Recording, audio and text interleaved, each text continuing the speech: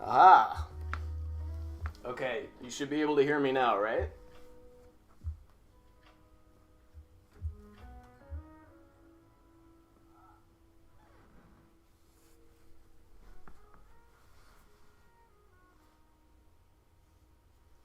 Okay. Alright, well, I appreciate it being reported to me that my audio is now working because 9 times out of 10 it does. And of course, the one time I'm going to actually talk on stream, it wasn't working by default, but I can see that it's working now.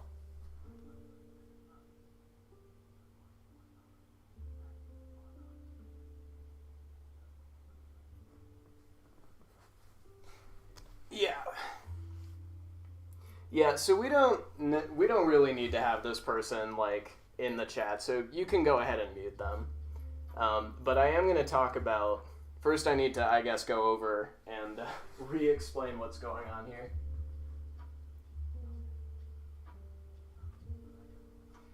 And then we'll have a little fun discussion about what to do when a lunatic shows up in your comment section. So first of all, apologize for starting a little bit late. I usually stream from 4 to 5 p.m. local Arizona time. That's Mountain Standard Time, but Google messes up Mountain Standard Time, so I say Arizona time just in case.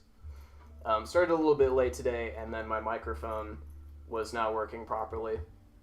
So, as always, my name is Benjamin Moeller, and on Microstream, I'm showing you something going on underneath my microscope at home. Today I'm cleaning a fossil that comes from the Menefee Formation of the northwestern portion of New Mexico. And there's kind of 3 stages when it comes to researching fossils, kind of 3 major parts to paleontology. That's a massive oversimplification, but it is what it is. So,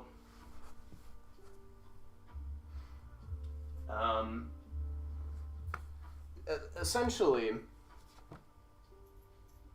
sorry, I got distracted by the comments again. So essentially, you've got the discovery portion where you're out in the field and you collect fossils. You've got the cleaning portion where you're doing what I'm doing right now and removing excess dirt. So in this case, this lightly colored sediment right there, this is the matrix. Matrix is the word we use to describe the sediment that is around the fossils that we're interested in. And then you get to the research stage. And to do the research stage, you have to really be able to see all of the finite, complex shapes and contours on the surface of bones in order to identify them or be able to say anything about their ecology, things like that. So you have to clean stuff really well in the lab, and while doing so, you'll uncover parts of the fossil you couldn't see before, and so your IDs will change, right? When we find something in the field, usually we'll say, I think this is X, and then sometimes you're right and sometimes you're not. Now this particular piece I've just been generically calling a dinosaur bone. It may be from a different reptile. It's just a portion, but part of what I'm doing right now is obviously cleaning it off so that I can make that distinction. And I bring up the field videos because I was just in the field about 2 months ago. So this fossil that I'm working on right now was in the ground in early October. And over the course of the Menefee expedition, it was collected, and now I'm cleaning it and restoring it. And when I'm in the field, I try to also document the discovery portion. You know, right now I'm showing you guys what it looks like to meticulously and slowly clean a fossil. But I also like to show what the discovery portion is like. So I shoot expedition videos. They go onto my Patreon first. That's how I, in part, afford to be able to actually do this work. And then after a couple of months, I'll put those videos for free on YouTube. So 2 months to the day, what I shot and edited and uploaded in October becomes publicly viewable in December. And there can be weird comments on those videos. It is what it is. And the policy, honestly, look, I've been on the internet for a very long time. Longer than I'd like to admit. I'm 25 years old. YouTube has been around since I was 6, right? So I know my way around the internet, and I know people are nasty and horrible on the internet. And while people fail at this spectacularly all the time, and I do it too, the only surefire way to actually deal with trolls is you don't feed them. That was the adage, don't feed the trolls. Everybody acknowledges that it's real, but it's not always right. Sometimes you just want to argue with people. So it's not exactly a 100% rule. We all make exceptions. And 90% of the time, if there's a rude or, otherwise bigoted comment left under a video, I just delete it. I do field work with a pretty diverse cast of people. And whether or not that person would care or be hurt by those types of comments, right? My friends have very thick skin and generally do not care about what random internet people think, but I still do not want to be hosting content that someone might run into that kind of stuff. Somebody else might be hurt by it, by seeing those types of comments to be allowed. So 99% of the time I delete, stuff that shows up that is rude or bigoted or whatever. I hit my exception today. And there are a few situations in which I feel taunting somebody who is trying to harass you is worth it. There are very few situations in which engaging with the person is in any way helpful or not harmful. There's a very specific circumstance in which it is, and to the delight of everybody that I've shown this to today, this exact type of person showed up. So, if I might reveal something incredibly personal about myself, I'm a man. I'm a guy. I was assigned male at birth. I'm being facetious. It's not at all a secret. Like, I don't make any secret of that. It's nobody's business anyway, but, whatever. And I happen to be a man who has long hair. A lot of men do, But there's a type of person, a type of transphobic person, somebody who is obsessed with reinforcing gender norms to a point of extreme self-detriment, right? As Nick pointed out, these are people who are living extremely sad lives, who have decided for whatever reason, like J.K. Rowling, that dedicating their time to harassing people with different gender experiences and gender identities than her, or these given people, is like worth their time and effort. And it's not. These people are extremely sad. But a lot of them are also deeply stupid. And that's what made this person delightful, because I'm a guy with long hair, and there is a particular type of transphobe who is so obsessed that they believe there is a global conspiracy to replace everybody in media, even lowly YouTube channels with less than 1,000 subscribers, replace anybody with a platform with trans people as a way to force normalization and make people, it's the conspiracy is that it's all about brainwashing to convince people that, dogs are cats and whatever. They always go off on weird tangents like that. And these people are always wrong. So first of all, this is extremely funny because I'm a man. I was assigned male at birth. There is nobody who would dispute that I'm a man. And yet this person is so confident in coming into my comment section and telling me and writing down what happened to this girl's voice, right? Let me get right up to the microphone. This is what my voice sounds like. I wouldn't even necessarily define it as a male voice or a female voice. It's my voice, right? This is what my voice sounds like. And this person was so convinced that I was assigned female at birth and is taking hormone therapy to lower my voice and is arguing with me about something that I can disprove in 5 seconds, it would be, it would be to my detriment. I would get banned from YouTube immediately, but there is a very easy way to prove, right, what I'm trying to say. And it's just downright delightful that... I mean, this is how ridiculous everybody who goes on the internet and argues with strangers about their gender sounds like. This may be a really funny and ridiculous example, but every single person who does this, no matter who they're talking to, is equally ridiculous. Because you don't know me, you don't know those other people. And by the way, that sad individual who has spent their afternoon arguing with me over the internet, I went into their, I went onto their YouTube page because I was trying to figure out, I mean, that's just kind of a standard practice, right? If you're having someone who's harassing you, you go and check out what they've put out. Go and see what they've got going on. And so this is a person who filmed what they claim is a homeless person based out of Canada. I don't know if they're Canadian or if they were just visiting. And I don't know if the person they were filming was actually homeless or whether it was just someone standing out in the bushes, How do you know? Are you 100% certain that person doesn't have a home? And if you are, what is wrong with you that you think filming them and putting it on YouTube, to laugh at? You think, that's the appropriate course of action?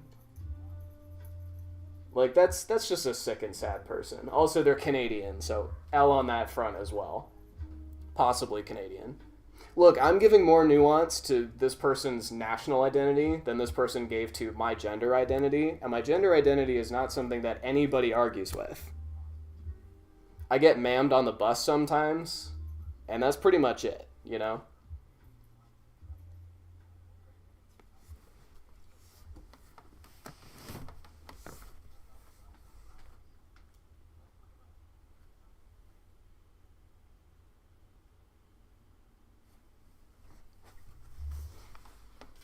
Yeah, you guys are all hitting the exact stuff in the comments. It's just, yeah, that behavior is sick.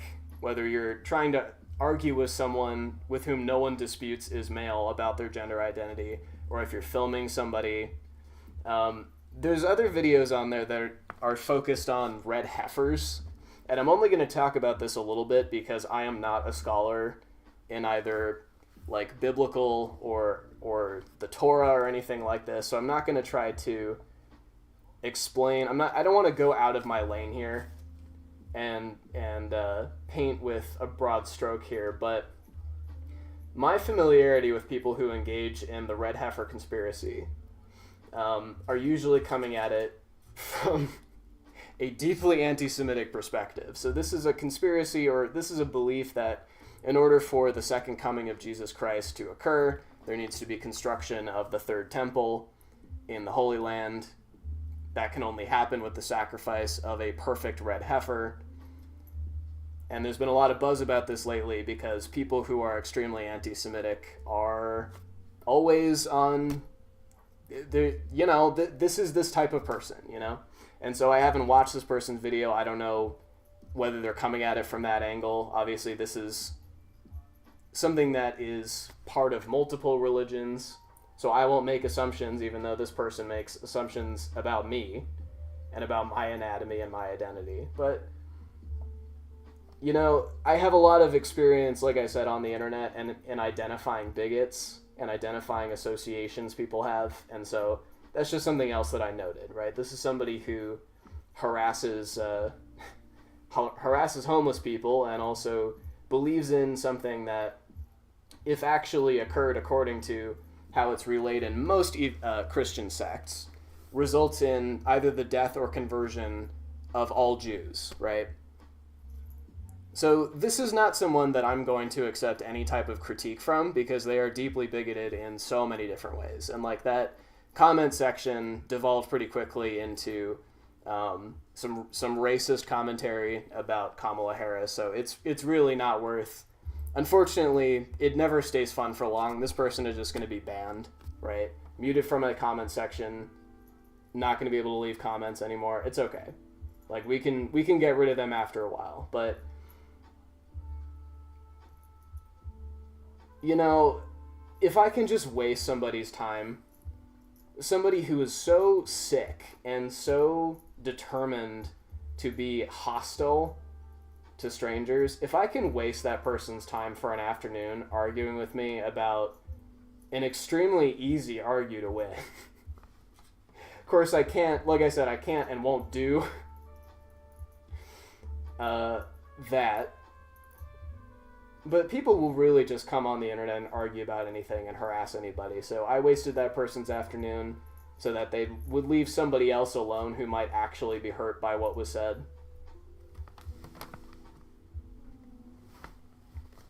This white powdery substance is called dirt.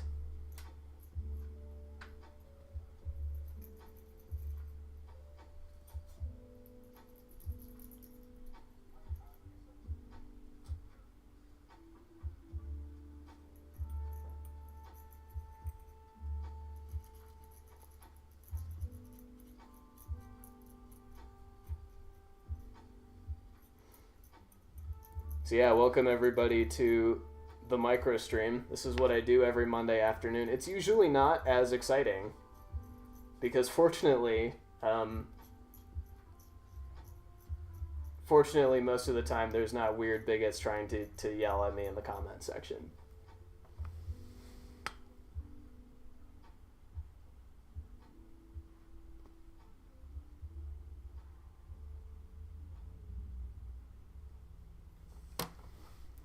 So there is a little bit, I'll answer next question, there is a little bit of color distortion on this, and I can show you, this is actually pretty close to the real color that I'm looking at right in front of me. I can make this any color that I want, in case you guys didn't know that. Like, I can just do it like this. It's a little harder for me to tell, but that was actually pretty close to the actual color.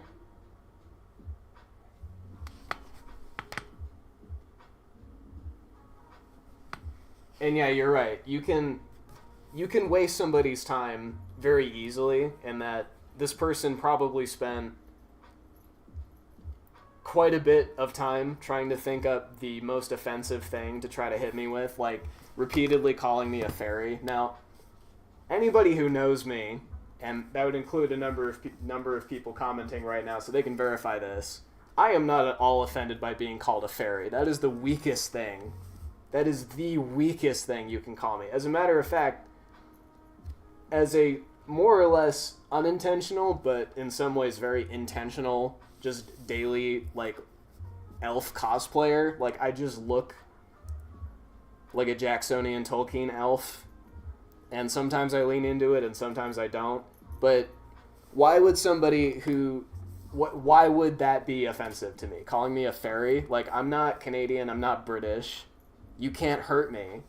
There's no word that you can call me that I and all of my closest friends don't call each other constantly. Like, that is just one of the funny things, is that they think they can win against us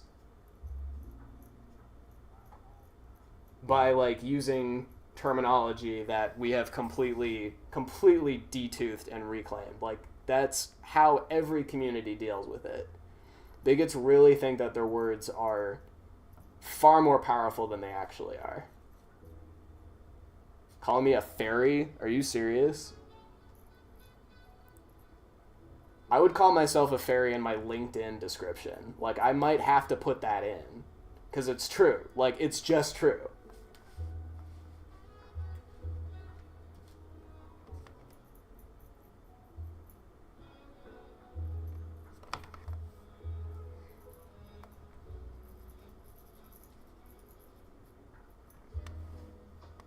So everyone who's tuning in right now, what are you guys up to this afternoon?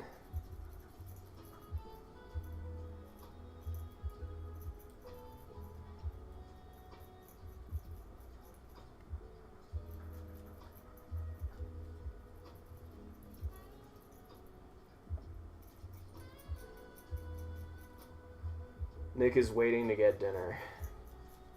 Yeah, you're in a... What time is it for you? 2 hours? 3 hours?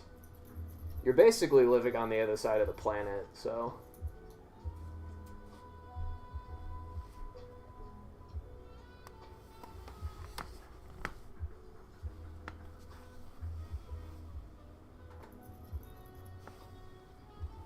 $6.40. Okay, yeah, so 2 hours off. And we got, I won't say his government name on stream, but another one of our friends working on a roguelike card game. Sorry, I'm sitting far enough away from the computer I have to squint at the comment. Working on a card game after months of not touching it. That's awesome. I remember hearing about that some time ago. I'd love to try it out after you guys have had to put up with about a year of me showing you test demos of my game, which is being released on Steam on Windows on January 1st, 2025. A few weeks. You can download my game for free. It's called Shadowbox on Steam in a few weeks. Go do it.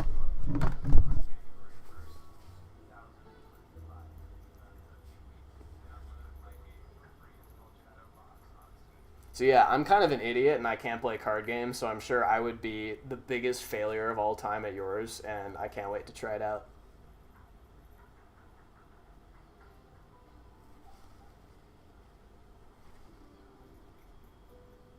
I also got to give a shout out to my co-host and my roommate, who is currently at the dentist, who will eventually come back in through the door. And probably... Well, I won't make any predictions, but we'll see what happens. I'm making carnitas tonight. I've got a pork shoulder roast in the slow cooker. In with it, I put some lemon and lime juice. I put salt and pepper, obviously, on the pork. Also, some oregano and a lot of cumin. And then I topped it with some chopped onions and some chopped up pickled jalapeno. We're going to be going away to Pennsylvania for 10 days here fairly soon. Our East Coast friend is coming west and we're going east at the same time, so we're going to miss him. Unfortunately, I've got to go to Pennsylvania in summer so that I can say hi to Nick and also actually look at the outcrops. Every time we talk about going over there, I'm like, I want to go under some bridges and collect some fossils. And I forget that it actually snows in places like Pennsylvania, so you can't exactly do that.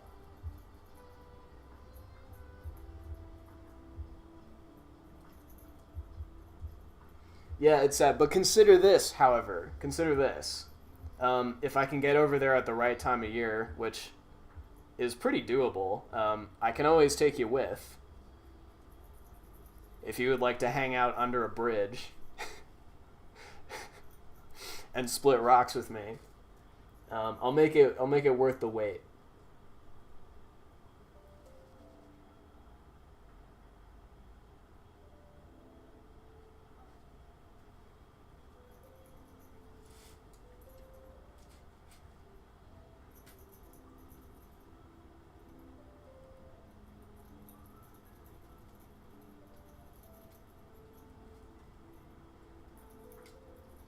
There we go. I like doing this under the scope because you can actually see the little bits coming off. So satisfying.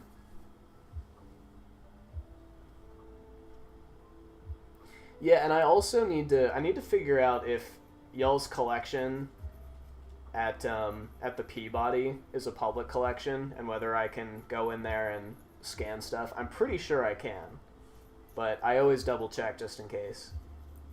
Because the collection on campus at Yale in New Haven, Connecticut is one of the best collections in the world. It's a historical collection when it comes to American paleontology. One of the two repositories for finds made during the famous Bone Wars, which is like the only part of paleontological history and development people know, which is okay. It's a really interesting and kind of bizarre and frustrating story. But there's a ton of really not just scientifically significant, but historically significant stuff in that collection. And if I can get in there and scan stuff, that would be really, really awesome.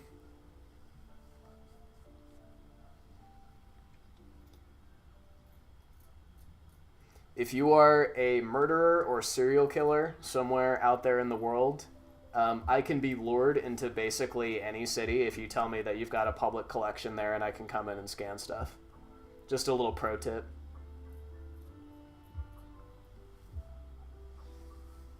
All right, good night, good night, Yick. Good night, Nick.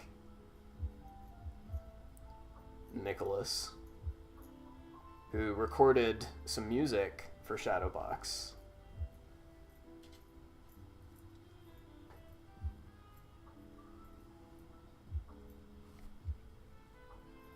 What else can I talk about? When I'm done prepping this, I'm gonna do some photography and then 3D scan it. So one of the ways that I'm trying to make the analysis portion of this work as accessible to my peers as possible, so we can kind of participate together and work on figuring out what the stuff we bring back is. I'm not just going to photograph and share photos, I'm also going to 3D scan the fossil. It just is really not the same if you're trying to identify something based off of a photo, whereas seeing the thing in 3 dimensions just makes it so much more obvious.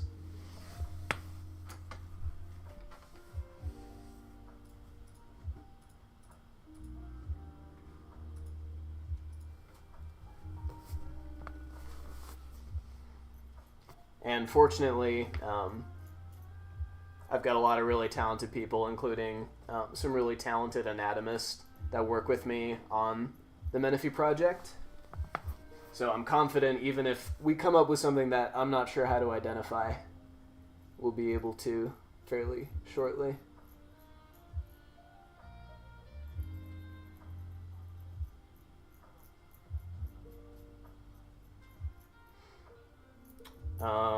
I guess, yeah, I kind of already gave the Shadowbox update, but technically I can release it right now. I've been approved to release it. I'm still going to give it a few weeks so that I can fit in a couple of quick tweaks here and there before it officially launches. And right now, we've only got support for Windows. That's what most people play PC games on. But the plan is, of course, to add support for Mac and Linux as well. We've got a Steam Deck, so we really want to get it on Linux so we can try it out on a Steam Deck.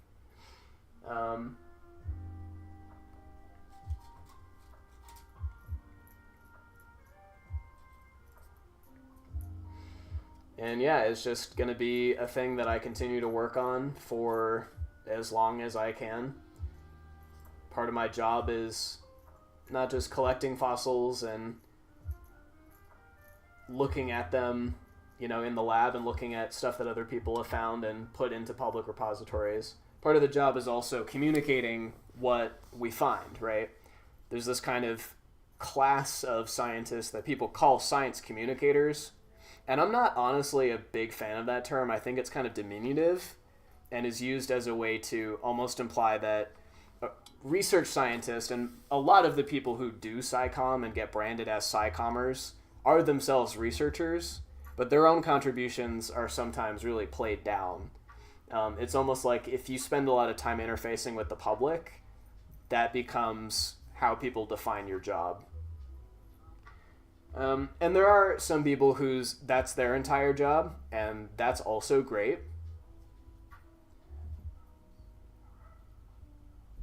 But in my opinion, part of the job of being a scientist is figuring out how to bring your finds and the discoveries of the field to the public.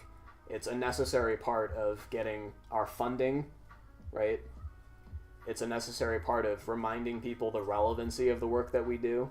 And I don't think a lot of paleontologists spend enough time arguing for why paleontology is necessary and should get funding across the board. Unfortunately, this field can be very individualistic, and people argue too much about why what they do is the most important and aren't thinking about making sure that we're expanding the spotlight, not just taking up as much space under it as we can.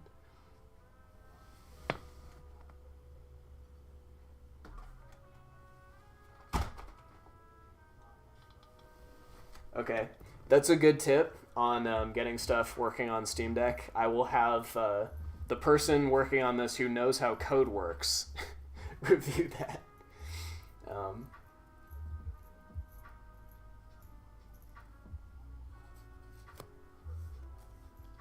But yeah, besides, I'm almost certainly going to hit some optimization needs here and there for making the program run. So if you try it out and on January 1st it doesn't run great, just send me a message, go on the Steam forum, and write down kind of the performance you're having, what your system is, and I will do as much as I can to make the program as well optimized as I can on whatever platform and whatever PC you have. There is just the reality that there's only so well I can make things run, and that as a non-professional, I'm at a disadvantage when it comes to software engineering. But of course, anyone else who's interested in contributing expertise to that, I really appreciate it. But yeah, I think bringing stuff to the public is part of the job, and Shadowbox is something that if I had enough resources, could have started building about 10 years ago. It requires the ability to take photogrammetric scans, and it requires access to a video game engine.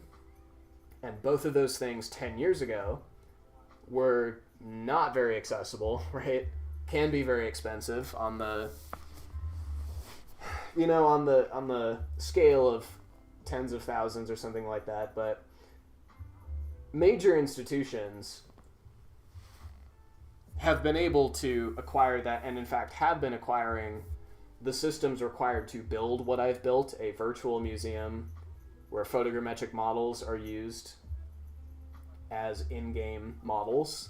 Like the ability to do that has been around for about 10 years. And many major institutions have had the ability to do it and have even had all the technology available, but just haven't.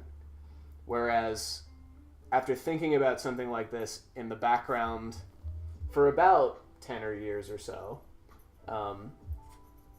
thankfully now the technology is accessible enough that someone like me who doesn't have tens of thousands of dollars to throw around on an experimental project was able to take 3D scans at the cost of a cell phone and $10 a month for the app.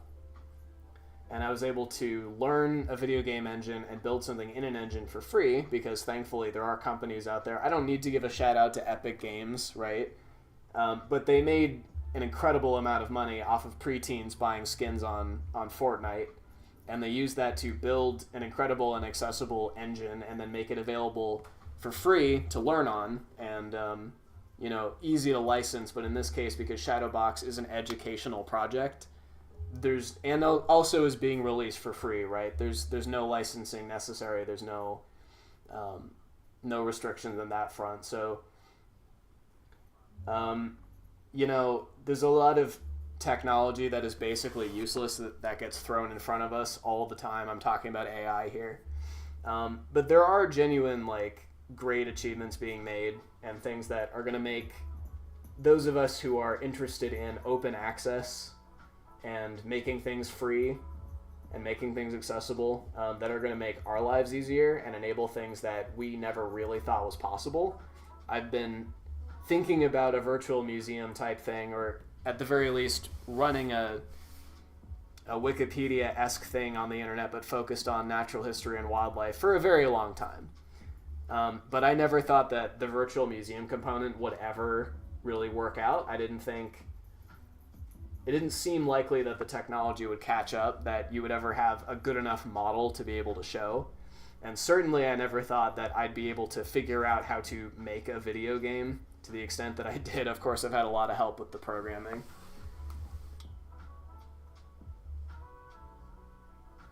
I have options for changing it in the editor. And there are also obviously lots of direct, like turning anti-aliasing down and stuff like that is what we've enabled. So for the beta testing version of this, what we're gonna do is kind of let people get under the hood and do as much like optimization on their end as they feel comfortable with, and then report back and say, this is the settings that I'm using that I'm getting a good frame rate, and this is my hardware, and then kind of work backwards from there, not just to optimize, but then to figure out what the actual, minimum hardware requirements are going to be. Because right now, like, I simply don't know what that is. This is another area where I'm just lucky to be in a time when those tools are accessible, because Steam is a free platform, not a free platform to list something on. I spent $100 of my own money to get Shadowbox listed, so I put some money down for that. But I'm not going to have to spend an incredible amount of money hosting a server to distribute the software, and hosting a forum where people will be able to discuss the software and help me work on optimizing it. And I'm not going to have to pay a ton of money to like buy playtesters, because I'm just going to have people who are interested in this project work with me on optimizing it. So I'm lucky that Steam Early Access is a tool that exists, even though it does produce and has produced a lot of silly nonsense.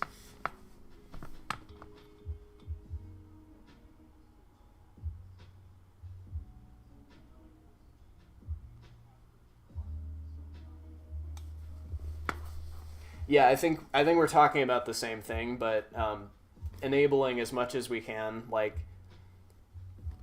unless I'm misunderstanding this, there isn't an easy way in Unreal Engine. And someone, if you know that I'm wrong, please chime in and correct me. But it's not quite as easy as saying, like, the engine doesn't define like high quality, mid quality, low quality. When you're playing it has those quality settings for the editor, but I don't think it's quite that easy to add those options to the game menu. You have to be more specific in defining those on your own. So yeah, for now, what we're trying to do is just let people pick their options, like for anti-aliasing and other kinds of things, pick their own FOV.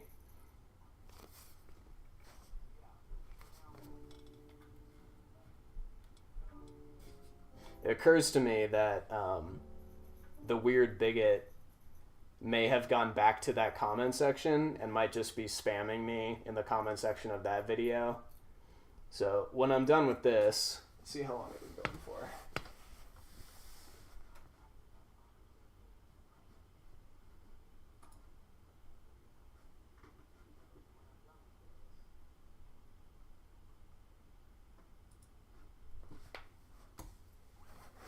Yeah, I started a little late, so I'm going to go for a little bit longer than 5 p.m. But it's entirely possible that person is just going ape right now, and whatever. Actually, I think my internet might have gone out. Let's see.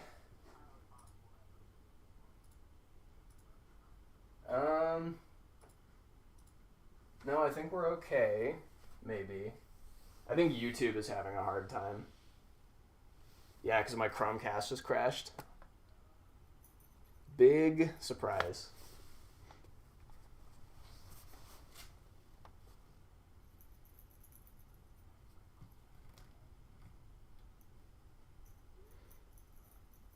Yeah, message of the day is 99% of the time, don't let bigots use your platform.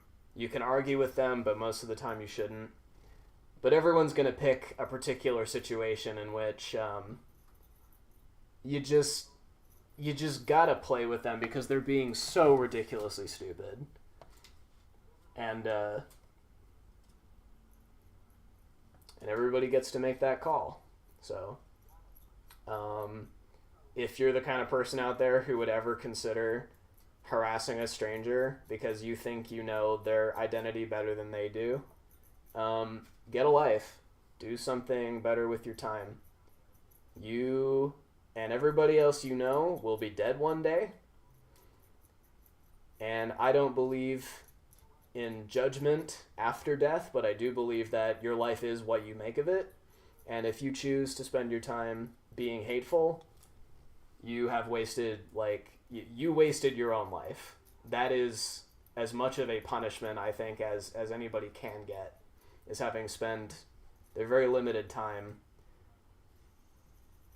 living on an incredibly unlikely situation, right? An entire planet that is habitable and full of life and beauty and diversity and complexity, and spending it being angry and insisting that everyone and everything falls into the categories that you understand, instead of allowing yourself to be surprised and allowing yourself to have curiosity, you know? I think one of the worst traits a human being can have is to be incurious, to not want to know why something isn't the way that you expected it, and not being open to the fact that you might have more to learn. That's just silly.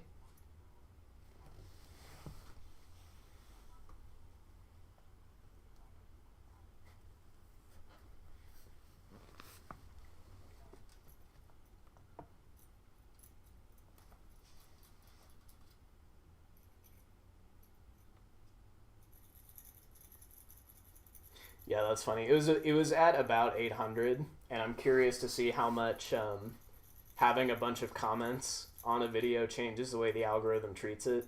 YouTube is weird in that it gives you a ton of information under the hood about who's watching your videos and you know, the trends and where those clicks are coming from. So I'm curious to see what'll happen with that. Like, again, that's just one of the other perplexing aspects, is like, why would you argue with me if you, like, you're not hurting me, you're not gonna ruin my day, and all you're doing is giving me engagement. Like, thank you. I'm incentivized to mess with you, you know, and I'm incentivized to continue presenting in the way that I do if it's going to cause lunatics to behave that way, you know? Literally, what are you accomplishing?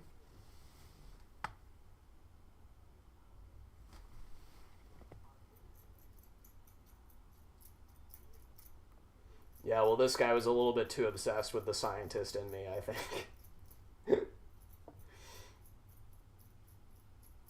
And yeah, that's one of the biggest cell phones, too, is that these people who are obsessed with people's gender and sexuality and spend all their time thinking about it and telling other people they're gross.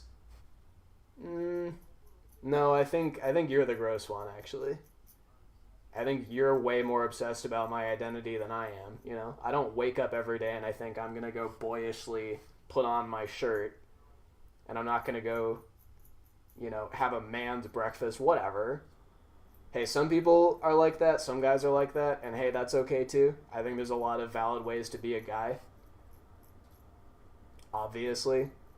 But that's not what I do.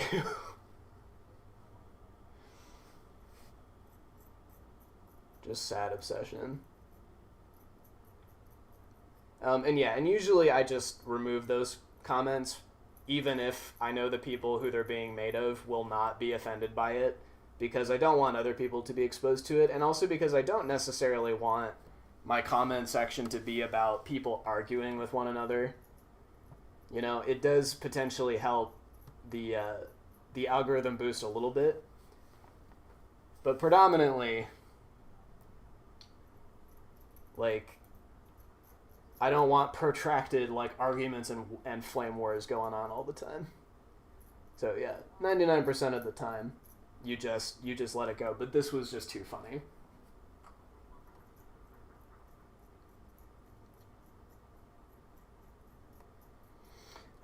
I guess some other updates I can give is that we are obviously planning another Menefee expedition trip next year. So there's one more, I think there's one more expedition video that premieres tomorrow. That'll be 7 a.m. my time. And then sometime after that will be a little trailer for Shadowbox when it releases on January 1st. Just a quick little trailer for the opening of the open beta. And then, yeah, next year there will be obviously plenty more things, and included in that will be Menefee expeditions. We just picked some days. We're going to go for about 2 weeks at the very least next May. So if you are subscribed to the Parent Teacher Guide to Paleontology as an expedition volunteer, you'll get to see all the next year's expedition videos the day that I make them. So when I'm out in the field, I'm recording myself every hour or so. I'll do like 30 seconds of what I'm doing. And over the course of the day, you get 5 to 10 minutes of material, and I stitch it together and I put it online for people to enjoy. There are limitations to how many people you can take out in the field every year. I wish it wasn't that way, but it is what it is, right? And there are other barriers that prevent people from being able to go out every single year, and sometimes, you know, some people, field work is just not feasible, you know? And again, I wish that wasn't the way that it is, and I can do what I can to make that not be the case, but it is what it is. And I think that recording a little bit enables other people to kind of participate and see what's going on from my perspective. And while it is obviously an extra task on top of everything else I'm responsible for as a principal investigator on the project, I have to be keeping track of documentation and discoveries and looking out for my field crew to make sure everyone's doing okay and getting what they need. And so filming and editing and uploading every single day on top of that, I'm not just going to do at least 2 weeks out in the field. I'm also, that's me making 14 new expedition videos, you know? So that's a lot of extra work. But yeah, I'm looking forward to Menefee Expedition 2025, and I'm looking forward to making all those new videos next year because people actually enjoy it. You know, I think it's really cool that almost 1,000 people have watched a video that I shot a couple months ago. And if even 1 out of 1,000 people decide to sign up so that they get to see next year's updates as they happen, then that's obviously worth it for me. And that contribution goes to helping me pay for my gas, pay for tools, pay for my food.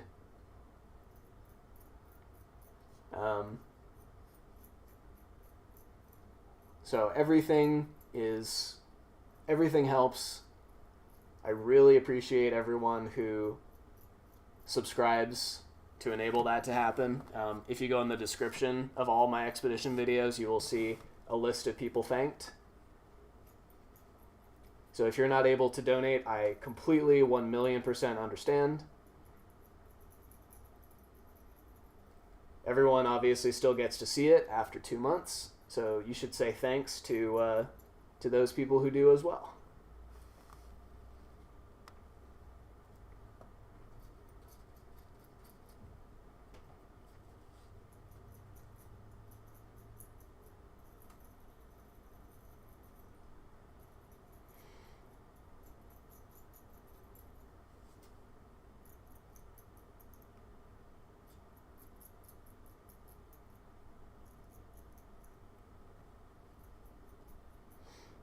And I guess I can talk a little bit because it's not necessarily obvious from the 3-hour trailer that I uploaded in September. So I unveiled Shadowbox publicly on September 13th. It was Friday the 13th, so I couldn't resist. That was the date that I picked going out about a year ago or so. That was kind of the end goal, to give myself until September to try to publicly unveil what I had been working on. And then we continued to make some really cool progress. Again, my roommate, co-host, currently at the dentist, has done an incredible job on an inspection system. So if you saw the multi-hour stream that I did back in September, there are even additional features that help you get even closer up to look at the fossils that I'm really excited about. It lets you see a ton more information about each individual fossil, and that helps me keep track of what's in my collection, right? Part of the drive and the reason why I've been wanting to do this for a long time is because I want to be keeping track and have a catalog of all of my stuff. And you can do that in with handwritten notes in a little binder. But this way, other people get to see what it is that I've collected. And a lot of what I am showing in Shadowbox is stuff that I have found throughout my life. I've been doing field work since 2007. I was an 8-year-old. And I have fossils that I've collected going all the way back then.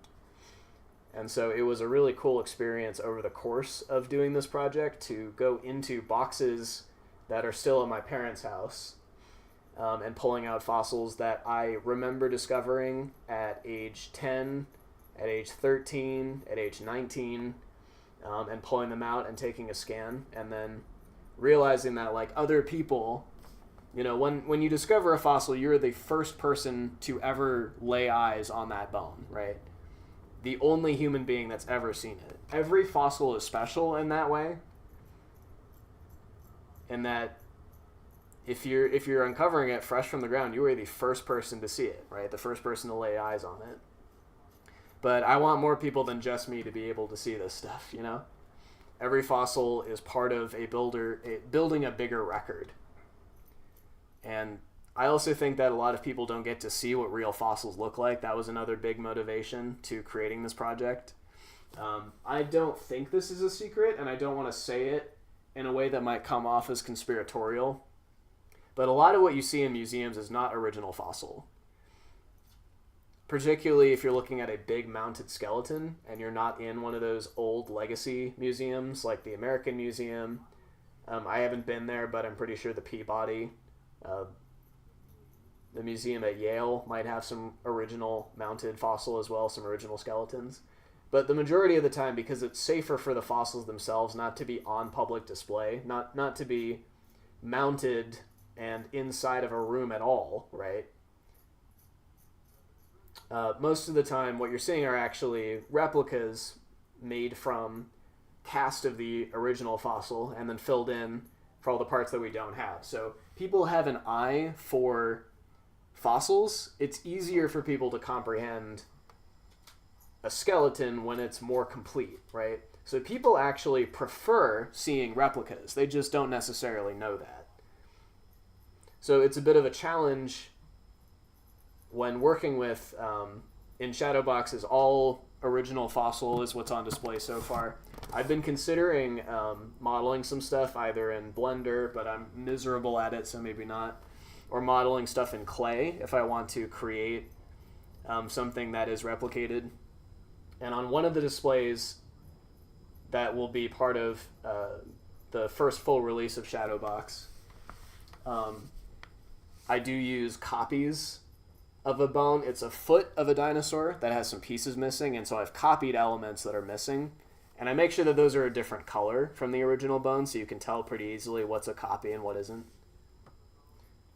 But yeah, that's one of the things that I want to be doing is allowing people to get up close and look at a real bone in the way that I do all the time, but not everybody has the ability to do that, right? Just, again, part of the logistics of running a collection is that not everybody gets to go in and look at original fossil. And in a lot of museums, they will have at least one real fossil on display, but it's not always, the whole exhibit. And a lot of the time, it may only be just a handful of pieces, particularly ones that are kept behind glass.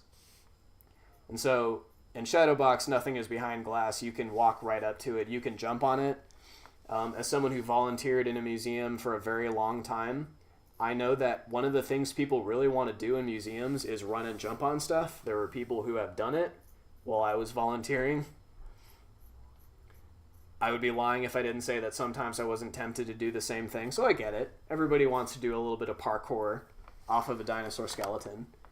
But only in a virtual environment is it possible to do that without destroying the skeleton as well as like breaking your own bones. So while there isn't a ton of parkour, per se in the beta version in the game as it is right now, like I'm totally intending to let people just kind of run and jump on stuff if that's what you want to do. Because why not? Some people want to go slowly through museums and want to know everything about every individual little piece, and some people just want to run right through. Both are valid ways to experience a museum, so I'm making both of those things possible.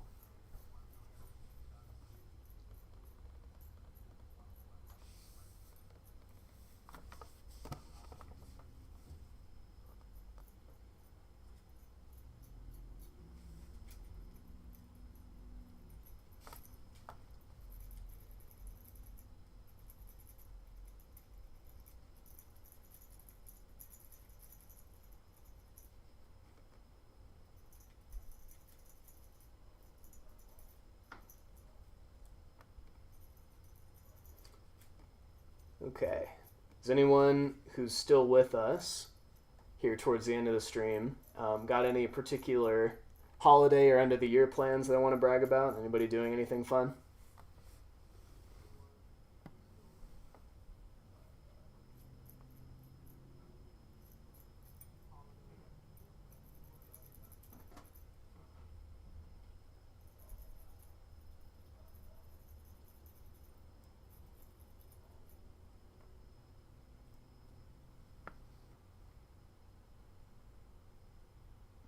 Volunteering on Christmas Day. You are brave. You are brave. Christmas Day crowds, I'm sure, are, no matter what you're volunteering at, I'm sure are going to be pretty big. So good luck with that. I'm going back east to hang out with my partner's family starting on right around Christmas and then going through New Year's.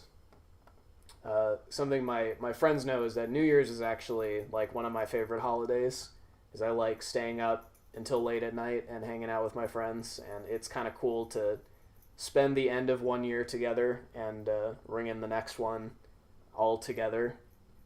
So it's a holiday that I enjoy, and I'll be spending it over there, which is cool. It'll be an earlier time zone. So this year, since I'm releasing Shadowbox on January 1st, and something I've learned is that on Steam you can't, like, you can set a release date and that is what shows up on your page, but you have to actually manually set like your game to upload. You can't automate that. So what's going to happen is that at 12 a.m. on the dot on New Year's Eve, New Year's Day, I'm going to have to press the button to upload Shadowbox. So it'll be uploaded January 1st on Eastern Time. Even though I'm from Arizona, this one will be on Eastern Time.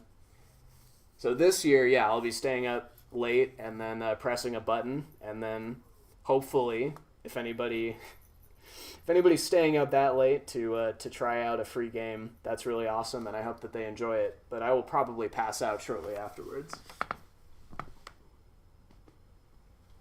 Thank you. I hope you also have a great time. If I might ask, what are you going to be volunteering as or for?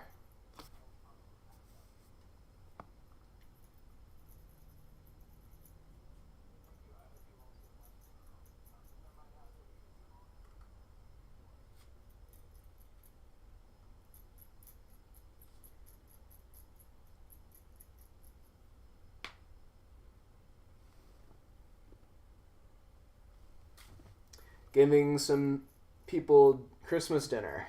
That is amazing. I think few people can argue with the idea that feeding another person is one of the completely unambiguously good actions that you can take, right? You can get pedantic and say, oh, but what if the food's poisoned? Okay, well, that's obviously not feeding people, right? Unfortunately, some of us live in places where feeding the unhoused is illegal, and I think that is abhorrent. And so some people will say, well, it's illegal to feed homeless people. I don't care. I think it's always morally good to feed people. And good on you for doing so.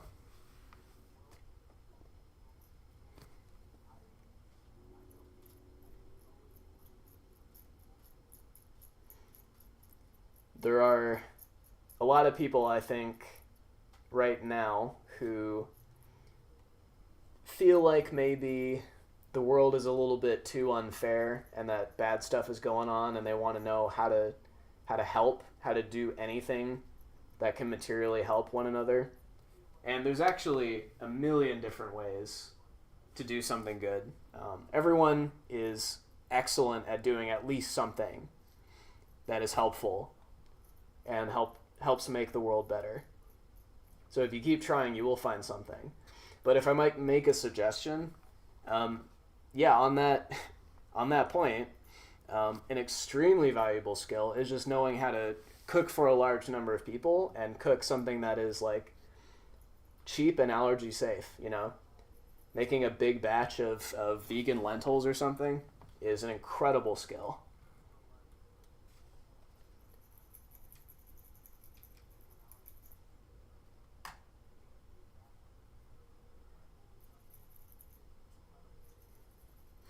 I am not as good at making lentils as I want to be.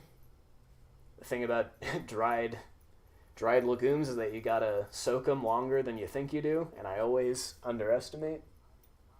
But I'm getting better at it. Eventually, I will be very good at making legumes. Very good at making lentils. I'm okay at beans. I do okay at beans. I do it overnight, and sometimes it's still not soft enough. I don't get it. It's been better since I learned to soak overnight in a brine in salt.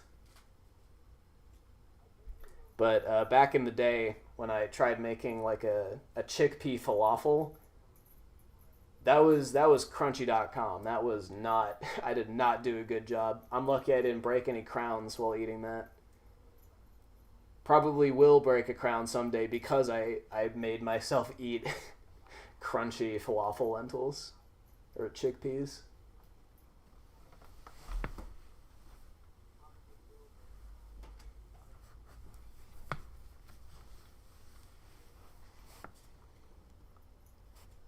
I don't think you're dumb if it works. I think I'm dumb because it doesn't work. I have boiled lentils literally all day and still had them come out crunchy. I'm not sure how. I put the lid on. I have a pressure cooker. I use that sometimes. That's pretty idiot proof.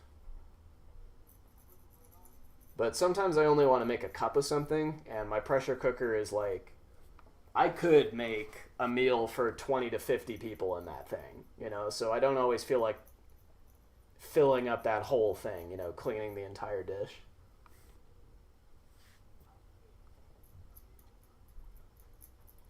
Yeah, I don't know what it is, and it's dangerous to have me cooking all day because, as you know, um, my mortal sin in the kitchen is that I walk away all the time. I get distracted constantly.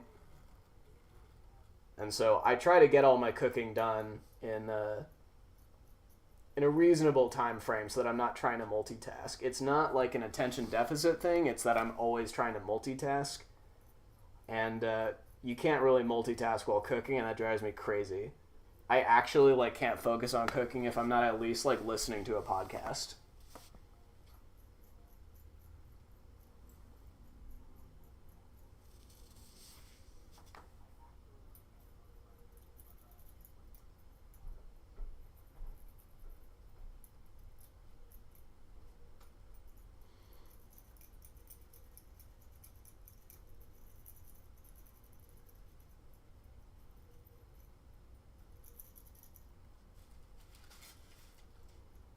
Let's see.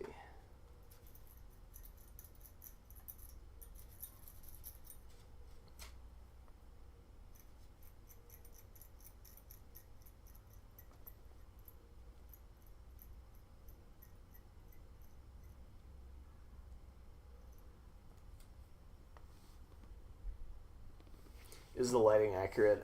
This is pretty close to the actual color of the object that I'm looking at right now. I was just pointing this out earlier that I can in fact distort it quite a bit if I want to. Check that out. Sometimes I do photography under this thing and I just put it to the most bizarre contrast that I can. Look at that. That's cool. Look at how the foil looks. Check that out. You can't tell me that's not awesome.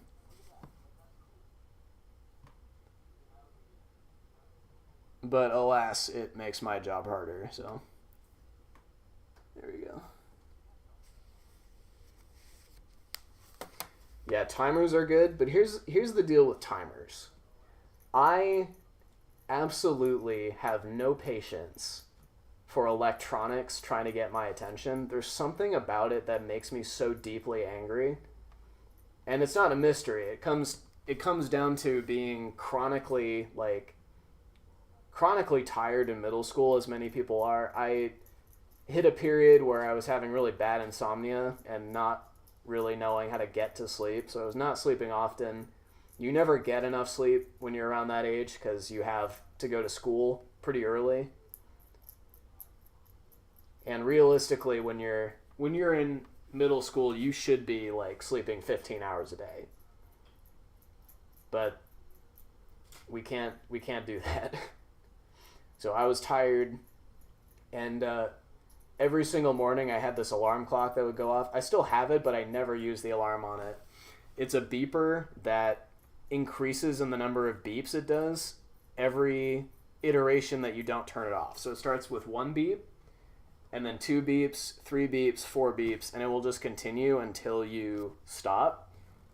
And something about being tortured for however many years, daunted and mocked by this little machine whose only job was to tell me that I wasn't allowed to continue resting, and would be increasingly annoying until I acknowledged what it wanted, which was to turn it off.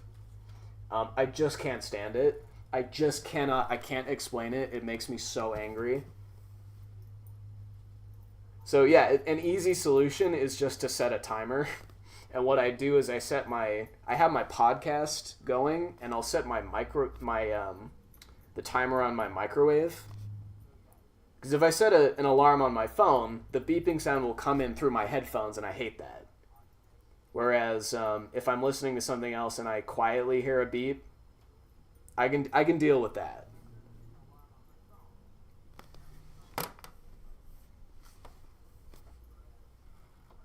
See, this is the thing that people should be making fun of me for. Hello.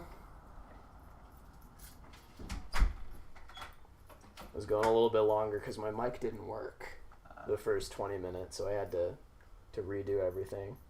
And the guy did show up, but Nick booted him per my instruction. Yeah. I was going to say something like, hello, my biologically male boyfriend. Yeah. It's crazy. Coming up to your... Can I read the Yeah. comments? Well, the ones that they left are gone now, probably. They might still be commenting on the video itself. Oh, message deleted by Nick. Yeah.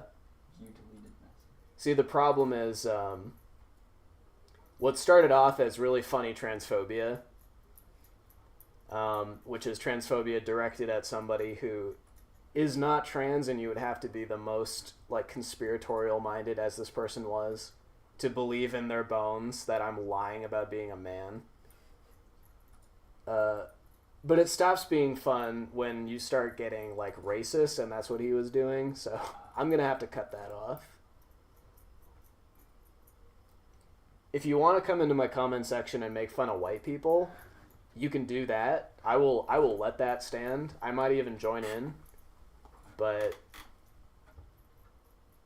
none of that.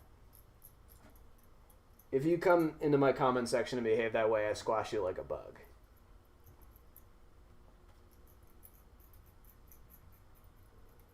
And when it comes to moderation like that, they'll always go, "Oh, you're so scared of me. Oh, did baby have to block me?" But here's the thing: you're the one complaining about getting blocked. Like, that's pathetic. You know, I saw you, I decided within 1 second that I never wanted to hear from you again, and I never think about you after that point. So you choosing to go and, like, complain about it and act like you've done something is just, like, continuously pathetic. So we can all wave goodbye. We've all had fun, but we're going to have to wave goodbye our transphobic, homophobic, anti-Semitic, racist friend from probably Canada, who was harassing homeless people.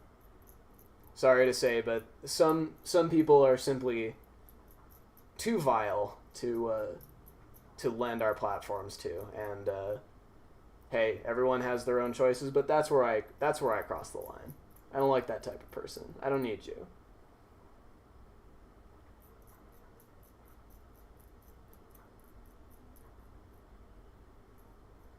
The video's almost at a KV. The comment engagement worked. Okay. So it is now 5:30. I'm going to go ahead and wrap up.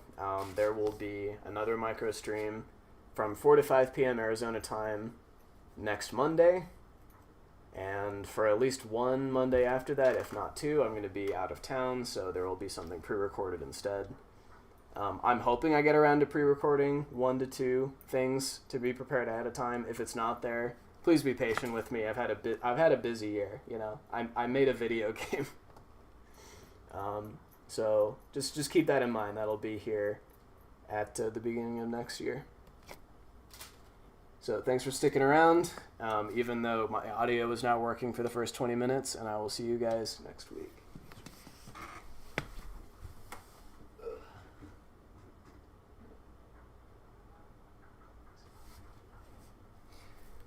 All right, adios.